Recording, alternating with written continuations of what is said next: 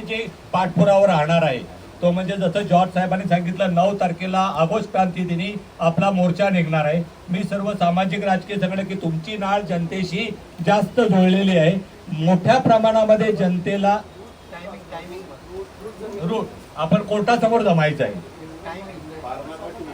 Parnaka to court, Parnaka to court. तर त्याबाबत आपण एक मीटिंग घेऊन सगळ्या कार्यक्रमाचं एक हे ठरवूया, परंतु त्यामध्ये जास्तीत जास्त पक्षकार, जास्तीत जास्त जनता, प्रेस मीडिया आणि राजकीय पक्ष यांनी सामील व्हावं असं एक आवाहन करतो।